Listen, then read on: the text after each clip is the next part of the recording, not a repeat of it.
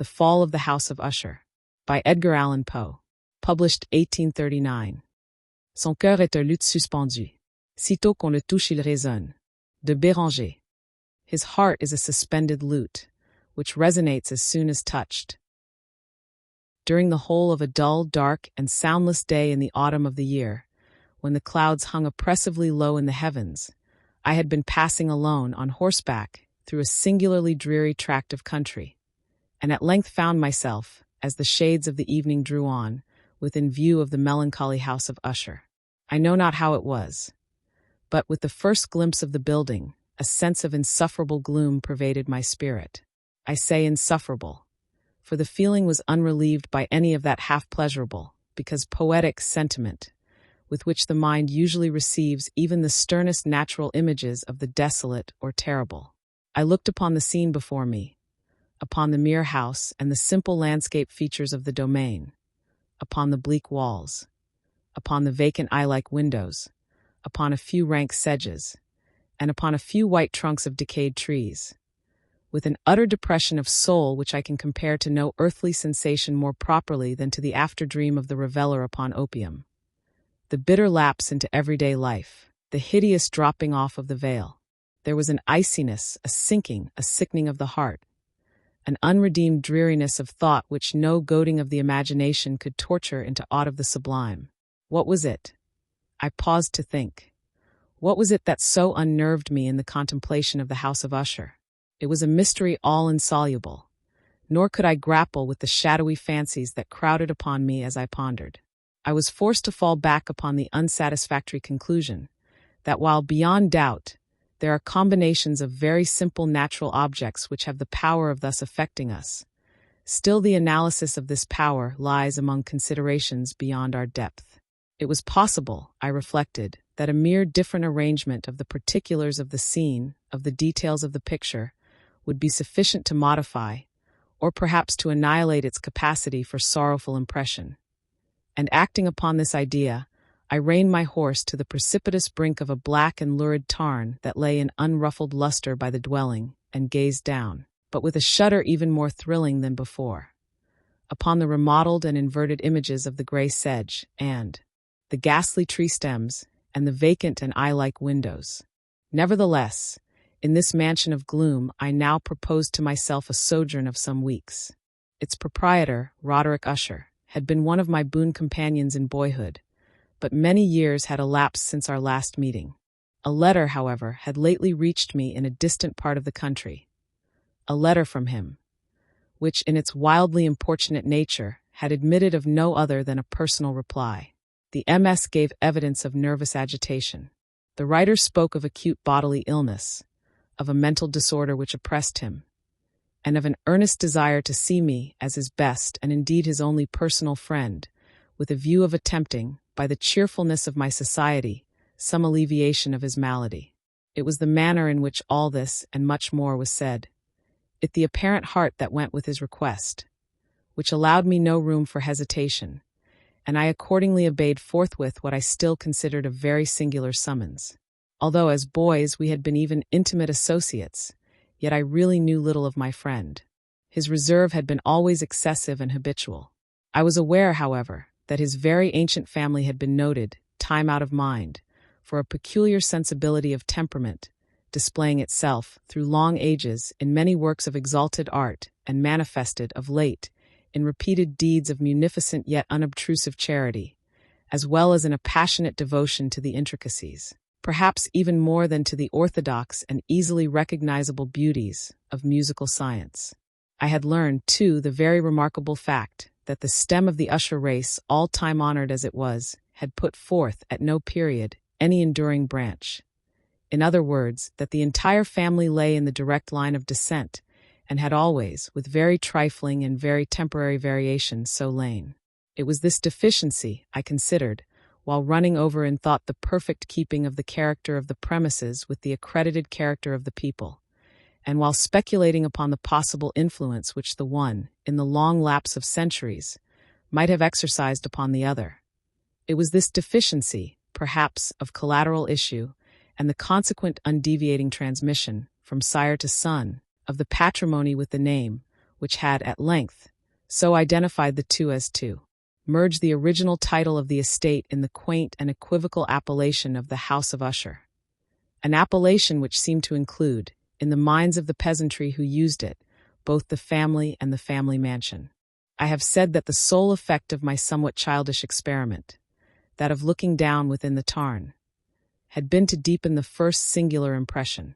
There can be no doubt that the consciousness of the rapid increase of my superstition, for why should I not so term it, served mainly to accelerate the increase itself. Such, I have long known, is the paradoxical law of all sentiments having terror as a basis, and it might have been for this reason only that when I again uplifted my eyes to the house itself from its image in the pool, there grew in my mind a strange fancy. A fancy so ridiculous, indeed, that I but mention it to show the vivid force of the sensations which oppressed me. I had so worked upon my imagination as really to believe that about the whole mansion and domain there hung an atmosphere peculiar to themselves and their immediate vicinity, an atmosphere which had no affinity with the air of heaven, but which had reeked up from the decayed trees and the grey wall and the silent tarn. A pestilent and mystic vapor, dull, sluggish, faintly discernible, and leaden-hued. Shaking off from my spirit what must have been a dream, I scanned more narrowly the real aspect of the building. Its principal feature seemed to be that of an excessive antiquity. The discoloration of ages had been great. Minute fungi overspread the whole exterior, hanging in a fine tangled webwork from the eaves. Yet all this was apart from any extraordinary dilapidation. No portion of the masonry had fallen, and there appeared to be a wild inconsistency between its still perfect adaptation of parts and the crumbling condition of the individual stones. In this there was much that reminded me of the specious totality of old woodwork which has rotted for long years in some neglected vault, with no disturbance from the breath of the external air. Beyond this indication of extensive decay, however, the fabric gave little token of instability. Perhaps the eye of a scrutinizing observer might have discovered a barely perceptible fissure, which, extending from the roof of the building in front, made its way down the wall in a zigzag direction, until it became lost in the sullen waters of the tarn. Noticing these things, I rode over a short causeway to the house. A servant in waiting took my horse, and I entered the Gothic archway of the hall. A valet, of stealthy step, thence conducted me, in silence, through many dark and intricate passages in my progress to the studio of his master. Much that I encountered on the way contributed, I know not how, to heighten the vague sentiments of which I have already spoken, while the objects around me, while the carvings of the ceilings, the somber tapestries of the walls, the ebon blackness of the floors, and the phantasmagoric armorial trophies which rattled as I strode, were but matters to which, or to such as which, I had been accustomed from my infancy. While I hesitated not to acknowledge how familiar was all this, I still wondered to find how unfamiliar were the fancies which ordinary images were stirring up. On one of the staircases, I met the physician of the family. His countenance, I thought, wore a mingled expression of low cunning and perplexity. He accosted me with trepidation and passed on. The valet now threw open a door and ushered me into the presence of his master. The room in which I found myself was very large and lofty. The windows were long, narrow, and pointed, and at so vast a distance from the black oaken floor as to be altogether inaccessible from within. Feeble gleams of encrimsoned light made their way through the trellised panes, and served to render sufficiently distinct the more prominent objects around. The eye, however, struggled in vain to reach the remoter angles of the chamber, or the recesses of the vaulted and fretted ceiling. Dark draperies hung upon the walls. The general furniture was profuse, comfortless, antique, and tattered. Many books and musical instruments lay scattered about, but failed to give any vitality to the scene. I felt that I breathed an atmosphere of sorrow. An air of stern, deep, and irredeemable gloom hung over and pervaded all. Upon my entrance, Usher arose from a sofa on which he had been lying at full length, and greeted me with a vivacious warmth which had much in it, I at first thought, of an overdone cordiality, of the constrained effort of the ennuyé man of the world. A glance, however, at his countenance, convinced me of his perfect sincerity.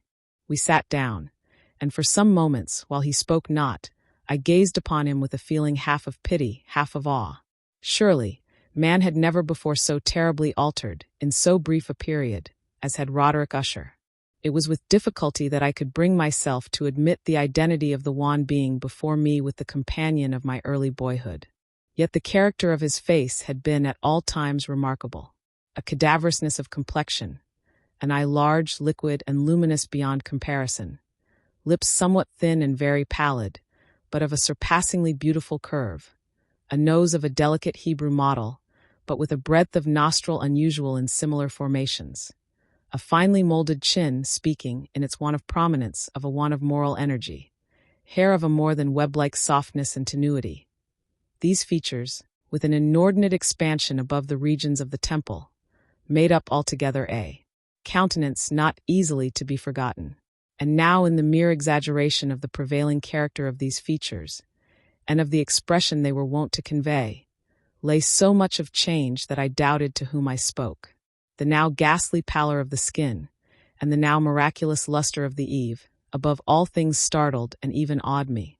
The silken hair, too, had been suffered to grow all unheeded, and as, in its wild gossamer texture, it floated rather than fell about the face, I could not, even with effort, connect its arabesque expression with any idea of simple humanity. In the manner of my friend, I was at once struck with an incoherence, an inconsistency, and I soon found this to arise from a series of feeble and futile struggles to overcome an habitual trepidancy, an excessive nervous agitation. For something of this nature I had indeed been prepared, no less by his letter than by reminiscences of certain boyish traits, and by conclusions deduced from his peculiar physical conformation and temperament. His action was alternately vivacious and sullen. His voice varied rapidly from a tremulous indecision, when the animal spirit seemed utterly in abeyance, to that species of energetic concision, that abrupt, weighty, unhurried, and hollow-sounding enunciation, that leaden, self-balanced, and perfectly modulated guttural utterance, which may be observed in the lost drunkard, or the irreclaimable eater of opium, during the periods of his most intense excitement. It was thus that he spoke of the object of my visit, of his earnest desire to see me, and of the solace he expected me to afford him. He entered, at some length, into what he conceived to be the nature of his malady. It was, he said, a constitutional and a family evil, and one for which he despaired to find a remedy. A mere nervous affection, he immediately added, which would undoubtedly soon pass off. It displayed itself in a host of unnatural sensations. Some of these, as he detailed them, interested and bewildered me, although perhaps the terms and the general manner of the narration had their weight. He suffered much from a morbid acuteness of the senses. The most insipid food was alone endurable. He could wear only garments of certain texture. The odors of all flowers were oppressive. His eyes were tortured by even a faint light, and there were but peculiar sounds, and these from stringed instruments, which did not inspire him with horror. To an anomalous species of terror, I found him a bounden slave. "I shall perish," said he. "I must perish in this deplorable folly. Thus, and not otherwise, shall I be lost. I dread the events of the future, not in themselves, but in their results. I shudder at the thought of any, even the most trivial, incident, which may operate upon this intolerable agitation of soul. I have, indeed, no abhorrence of danger, except in its absolute effect, in terror. In this pitiable condition, I feel that the period will sooner or later arrive when I must abandon life and reason together, in some struggle with the grim phantasm, fear." I learned, moreover, at intervals, and through broken and equivocal hints, another singular feature of his mental condition. He was enchained by certain superstitious impressions in regard to the dwelling which he tenanted, and whence for many years he had never ventured forth. In regard to an influence whose supposititious force was conveyed in terms too shadowy here to be restated. An influence which some peculiarities in the mere form and substance of his family mansion had, by dint of long sufferance, he said, obtained over his spirit an effect which the physique of the grey walls and turrets, and of the dim tarn into which they all looked down, had at length brought about upon the morale of his existence. He admitted, however, although with hesitation, that much of the peculiar gloom which thus afflicted him could be traced to a more natural and far more palpable origin, to the severe and long-continued illness, indeed to the evidently approaching dissolution of a tenderly beloved sister, his sole companion for long years, his last and only relative on earth. Her decease, he said, with a bitterness which I can never forget, would leave him the hopeless and the frail, the last of the ancient race of the Ushers. While he spoke, the Lady Madeline, for so was she called, passed slowly through a remote portion of the apartment and, without having noticed my presence, disappeared. I regarded her with an utter astonishment not unmingled with dread. And yet I found it impossible to account for such feelings. A sensation of stupor oppressed me, as my eyes followed her retreating steps. When a door at length closed upon her, my glance sought instinctively and eagerly the countenance of the brother. But he had buried his face in his hands, and I could only perceive that a far more than ordinary wanness had overspread the emaciated fingers through which trickled many passionate tears.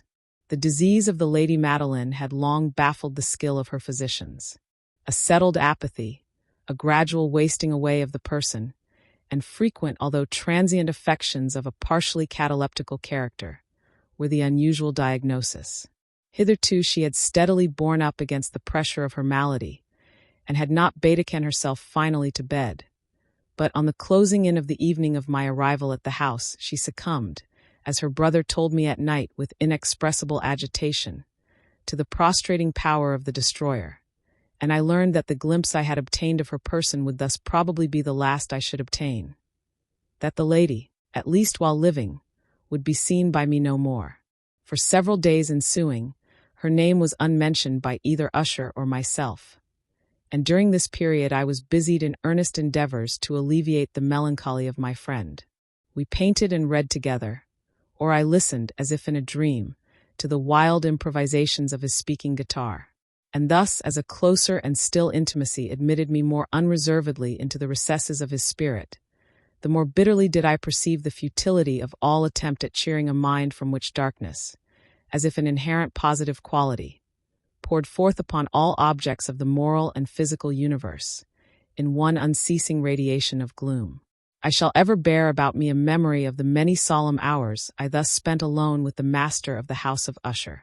Yet I should fail in any attempt to convey an idea of the exact character of the studies, or of the occupations, in which he involved me, or led me the way. An excited and highly distempered ideality threw a sulphureous luster over all. His long improvised dirges will ring forever in my ears. Among other things, I hold painfully in mind a certain singular perversion and amplification of the wild air of the last waltz of von Weber, from the paintings over which his elaborate fancy brooded, and which grew, touch by touch, into vaguenesses at which I shuddered the more thrillingly, because I shuddered knowing not why.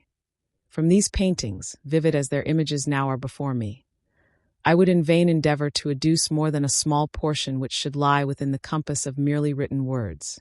By the utter simplicity, by the nakedness of his designs, he arrested and overawed attention. If ever mortal painted an idea, that mortal was Roderick Usher.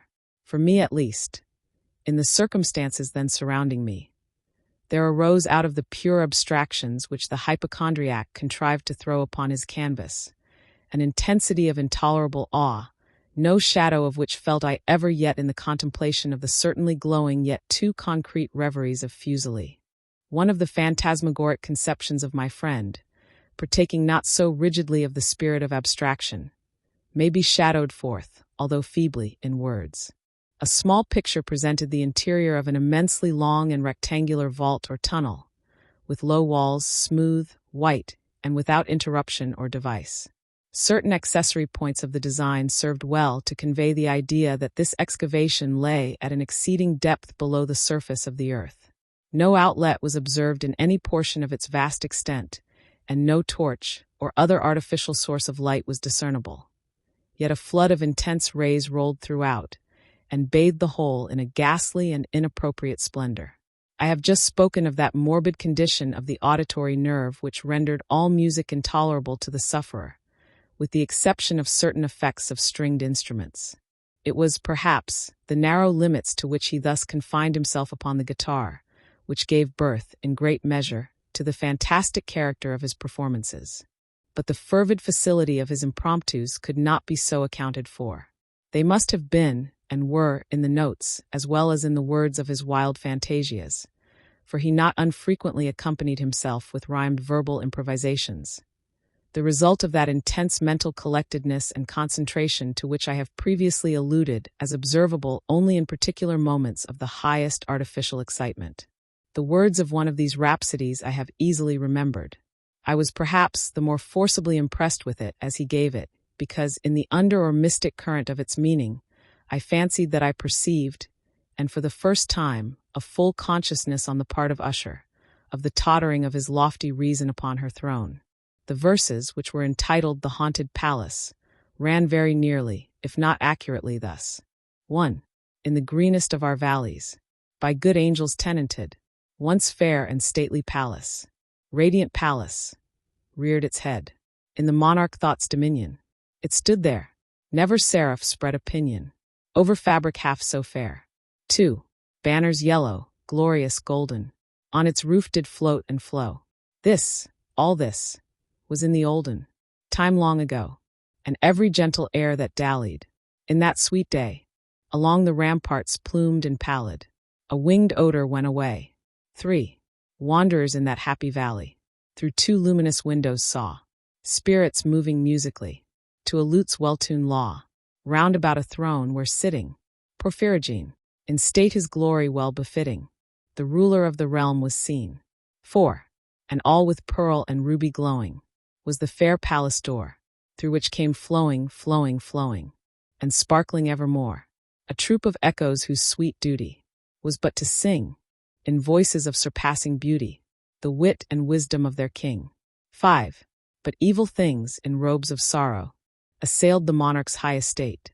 Ah, let us mourn, for never morrow shall dawn upon him desolate, and round about his home the glory that blushed and bloomed is but a dim-remembered story of the old time entombed. 6. And travelers now within that valley, through the red-litten windows see vast forms that move fantastically to a discordant melody, while like a rapid ghastly river, through the pale door, a hideous throng rush out forever, and laugh, but smile no more.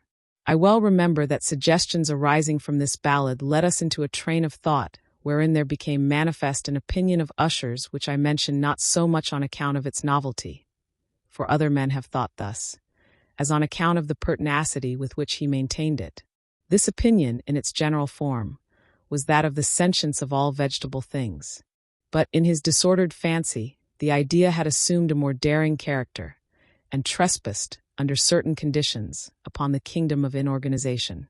I lack words to express the full extent, or the earnest abandon of his persuasion. The belief, however, was connected, as I have previously hinted, with the grey stones of the home of his forefathers. The conditions of the sentience had been here, he imagined, fulfilled in the method of collocation of these stones, in the order of their arrangement, as well as in that of the many fungi which overspread them, and of the decayed trees which stood around. Above all, in the long undisturbed endurance of this arrangement, and in its reduplication in the still waters of the tarn. Its evidence, the evidence of the sentience, was to be seen, he said, and I here started as he spoke, in the gradual yet certain condensation of an atmosphere of their own about the waters and the walls. The result was discoverable, he added, in that silent, yet importunate and terrible influence which for centuries had molded the destinies of his family, and which made him what I now saw him, what he was. Such opinions need no comment, and I will make none. Our books, the books which for years had formed no small portion of the mental existence of the invalid, were, as might be supposed, in strict keeping with this character of phantasm. We pored together over such works as the Ververt et Chartreuse of Gresset, the Belphegor of Machiavelli, the Heaven and Hell of Swedenborg, the Subterranean Voyage of Nicholas Klim by Hallberg, the Chiromancy of Robert Flood, of Jean d'Indigene, and of de la Chambre, the Journey into the Blue Distance of Tieck, and the City of the Sun of Campanella. One favorite volume was a small octavo edition of the Directorium Inquisitorum by the Dominican Aymeric de Giron, and there were passages in Pomponius Mela, about the old African satyrs and Aegypans, over which Usher would sit dreaming for hours. His chief delight, however, was found in the perusal of an exceedingly rare and curious book in quarto Gothic, the Manual of a Forgotten Church, the Vigili Mortuorum Secundum Chorum Ecclesiae Magentini. I could not help thinking of the wild ritual of this work and of its probable influence upon the hypochondriac, when one evening, having informed me abruptly that the Lady Madeline was no more, he stated his intention of preserving her corpse for a fortnight, previously to its final interment, in one of the numerous vaults within the main walls of the building. The worldly reason, however, assigned for this singular proceeding was one which I did not feel at liberty to dispute. The brother had been led to his resolution, so he told me, by consideration of the unusual character of the malady of the deceased, of certain obtrusive and eager inquiries on the part of her medical men, and of the remote and exposed situation of the burial ground of the family. I will not deny that when I called to mind the sinister countenance of the person whom I met upon the staircase, on the day of my arrival at the house, I had no desire to oppose what I regarded as at best but a harmless, and by no means an unnatural precaution. At the request of Usher, I personally aided him in the arrangements for the temporary entombment. The body having been encoffined, we two alone bore it to its rest. The vault in which we placed it, and which had been so long unopened that our torches, half smothered in its oppressive atmosphere, gave us little opportunity for investigation, was small, damp, and entirely without means of admission for light, lying, at great depth, immediately beneath that portion of the building in which was my own sleeping apartment. It had been used, apparently, in remote feudal times, for the worst purposes of a dungeon keep, and in later days as a place of deposit for powder, or some other highly combustible substance, as a portion of its floor, and the whole interior of a long archway through which we reached it, were carefully sheathed with copper. The door of massive iron had been also similarly protected. Its immense weight caused an unusually sharp grating sound as it moved upon its hinges. Having deposited our mournful burden upon trestles within this region of horror, we partially turned aside the yet unscrewed lid of the coffin, and looked upon the face of the tenant. A striking similitude between the brother and sister now first arrested my attention, and Usher, divining perhaps my thoughts, murmured out some few words from which I learned that the deceased and himself had been twins, and that sympathies of a scarcely intelligible nature had always existed between them. Our glances, however, rested not long upon the dead, for we could not regard her unawed.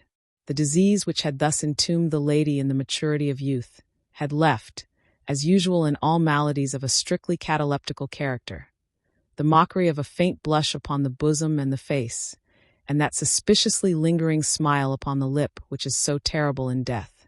We replaced and screwed down the lid, and having secured the door of iron, made our way, with toll, into the scarcely less gloomy apartments of the upper portion of the house. And now, some days of bitter grief having elapsed, an observable change came over the features of the mental disorder of my friend. His ordinary manner had vanished. His ordinary occupations were neglected or forgotten. He roamed from chamber to chamber with hurried, unequal, and objectless step. The pallor of his countenance had assumed, if possible, a more ghastly hue, but the luminousness of his eye had utterly gone out. The once occasional huskiness of his tone was heard no more, and a tremulous quaver, as if of extreme terror, habitually characterized his utterance. There were times, indeed, when I thought his unceasingly agitated mind was laboring with some oppressive secret, to divulge which he struggled for the necessary courage.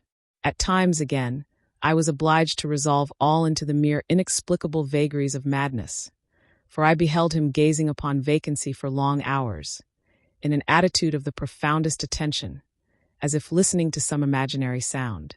It was no wonder that his condition terrified that it infected me.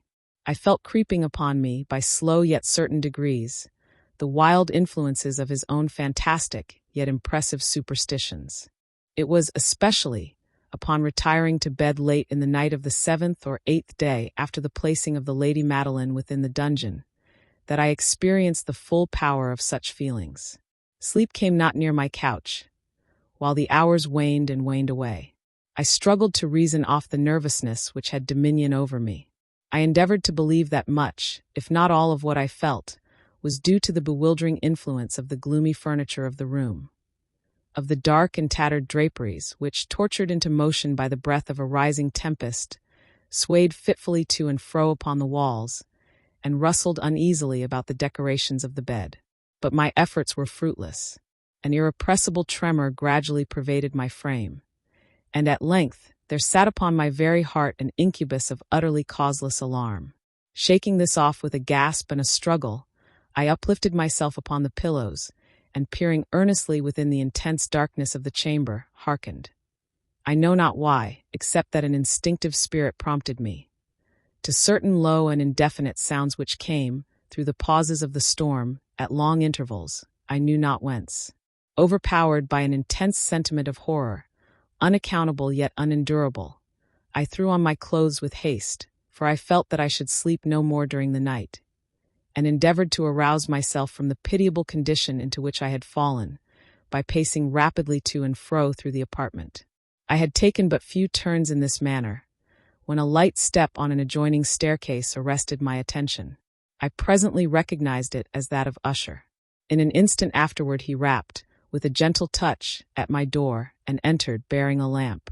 His countenance was, as usual, cadaverously wan.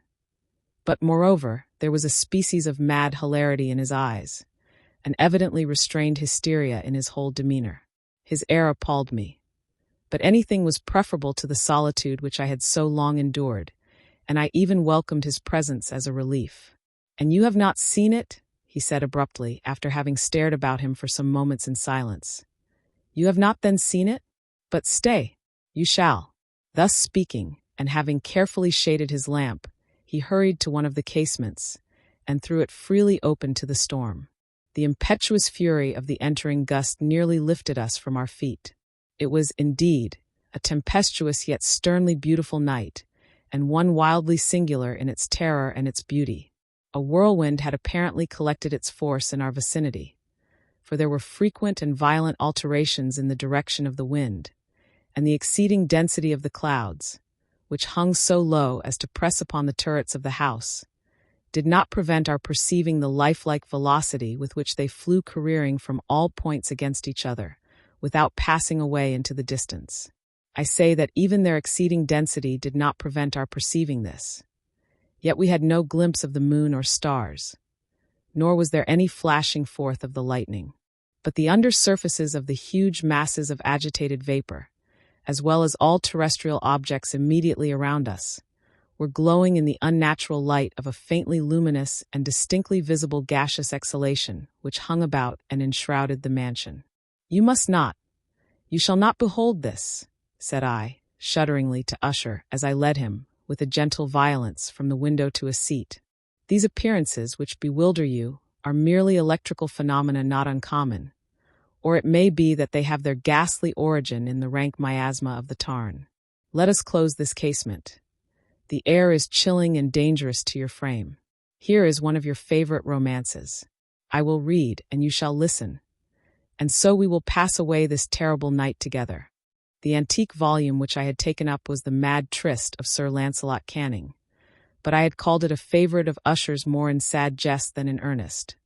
For in truth, there is little in its uncouth and unimaginative prolixity which could have had interest for the lofty and spiritual ideality of my friend.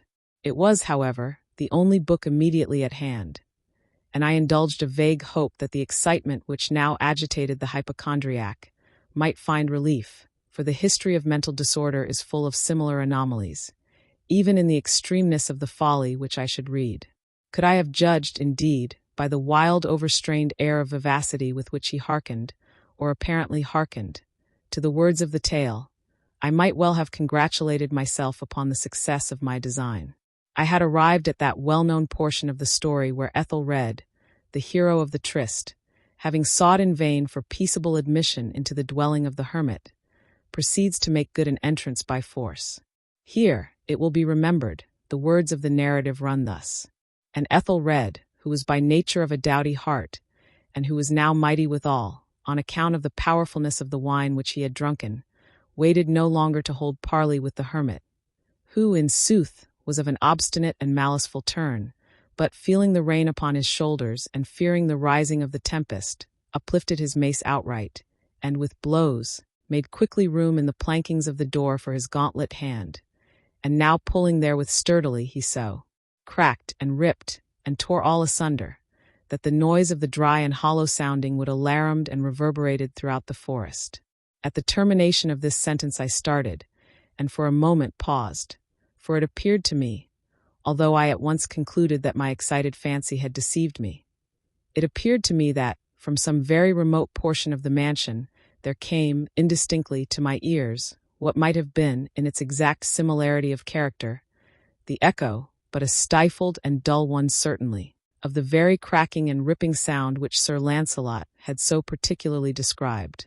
It was, beyond doubt, the coincidence alone which had arrested my attention, for amid the rattling of the sashes of the casements, and the ordinary commingled noises of the still increasing storm, the sound in itself had nothing surely which should have interested or disturbed me. I continued the story. But the good champion Ethelred, now entering within the door, was sore enraged and amazed to perceive no signal of the maliceful hermit, but in the stead thereof, a dragon of a scaly and prodigious demeanor, and of a fiery tongue, which sate in guard before a palace of gold, with a floor of silver, and upon the wall there hung a shield of shining brass with this legend enwritten: Who entereth herein, a conqueror hath been. Who slayeth the dragon, the shield he shall win. And Ethelred uplifted his mace, and struck upon the head of the dragon, which fell before him, and gave up his pesty breath, with a shriek so horrid and harsh, and withal so piercing, that Ethelred had feigned to close his ears with his hands against the dreadful noise of it, the like whereof was never before heard. Here again I paused abruptly, and now with a feeling of wild amazement. For there could be no doubt whatever that, in this instance, I did actually hear, although from what direction it proceeded I found it impossible to say, a low and apparently distant, but harsh, protracted, and most unusual screaming or grating sound, the exact counterpart of what my fancy had already conjured up for the dragon's unnatural shriek, as described by the romancer. Oppressed, as I certainly was, upon the occurrence of the second and most extraordinary coincidence, by 1,000 conflicting sensations, in which wonder and extreme terror were predominant, I still retained sufficient presence of mind to avoid exciting, by any observation, the sensitive nervousness of my companion. I was by no means certain that he had noticed the sounds in question, although assuredly a strange alteration had, during the last few minutes, taken place in his demeanor. From a position fronting my own, he had gradually brought round his chair, so as to sit with his face to the door of the chamber, and thus I could but partially perceive his features, although I saw that his lips trembled as if he were murmuring inaudibly. His head had dropped upon his breast. Yet I knew that he was not asleep, from the wide and rigid opening of the eye as I caught a glance of it in profile. The motion of his body, too, was at variance with this idea, for he rocked from side to side with a gentle yet constant and uniform sway. Having rapidly taken notice of all this, I resumed the narrative of Sir Lancelot, which thus proceeded. And now the champion, having escaped from the terrible fury of the dragon, bethinking himself of the brazen shield, and of the breaking up of the enchantment which was upon it, removed the carcass from out of the way before him, and approached valorously over the silver pavement of the castle to where the shield was upon the wall, which in sooth tarried not for his full coming, but fell down at his feet upon the silver floor, with a mighty great and terrible ringing sound. No sooner had these syllables passed my lips than, as if a shield of brass had indeed, at the moment, fallen heavily upon a floor of silver, became aware of a distinct, hollow, metallic, and clangorous, yet apparently muffled reverberation. Completely unnerved, I leaped to my feet, but the measured rocking movement of Usher was undisturbed. I rushed to the chair in which he sat. His eyes were bent fixedly before him, and throughout his whole countenance there reigned a stony rigidity. But as I placed my hand upon his shoulder, there came a strong shudder over his whole person. A sickly smile quivered about his lips, and I saw that he spoke in a low, hurried, and gibbering murmur, as if unconscious of my presence. Bending closely over him, I at length drank in the hideous import of his words. Not hear it? Yes, I hear it and have heard it. Long, long, long, Many minutes, many hours, many days have I heard it. Yet I dared not. Oh, pity me, miserable wretch that I am. I dared not speak. We have put her living in the tomb. Said I not that my senses were acute? I now tell you that I heard her first feeble movements in the hollow coffin. I heard them, many, many days ago. Yet I dared not speak. And now, tonight, Ethelred. Ha, ha, the breaking of the hermit's door, and the death cry of the dragon, and the clangor of the shield. Say, rather, the rending of her coffin, and the grating of the iron hinges of her prison, and her struggles within the coppered archway of the vault. Oh, whither shall I fly? Will she not be here anon? Is she not hurrying to upbraid me for my haste? Have I not heard her footstep on the stair? Do I not distinguish that heavy and horrible beating of her heart? Madman! Here he sprang furiously to his feet and shrieked out his syllables, as if in the effort he were giving up his soul. Madman! I tell you that she now stands without the door, as if in the superhuman energy of his utterance there had been found the potency of a spell. The huge antique panels to which the speaker pointed threw slowly back upon the instant ponderous and ebony jaws. It was the work of the rushing gust. But then without those doors there did stand the lofty and enshrouded figure of the Lady Madeline of Usher. There was blood upon her white robes, and the evidence of some bitter struggle upon every portion of her emaciated frame. For a moment she remained trembling and reeling to and fro upon the threshold, then, with a low moaning cry, fell heavily inward upon the person of her brother, and in her violent and now final death agonies, bore him to the floor a corpse, and a victim to the terrors he had anticipated. From that chamber, and from that mansion, I fled aghast. The storm was still abroad in all its wrath, as I found myself crossing the old causeway. Suddenly there shot along the path a wild light, and I turned to see whence a gleam so unusual could have issued. For the vast house and its shadows were alone behind me. The radiance was that of the full, setting, and blood-red moon which now shone vividly through that once barely discernible fissure of which I have before spoken as extending from the roof of the building, in a zigzag direction to the base. While I gazed, this fissure rapidly widened. There came a fierce breath of the whirlwind. The entire orb of the satellite burst at once upon my sight. My brain reeled as I saw the mighty walls rushing asunder. There was a long, tumultuous shouting sound like the voice of 1,000 waters, and the deep and dank tarn at my feet closed sullenly and silently over the fragments of the House of Usher.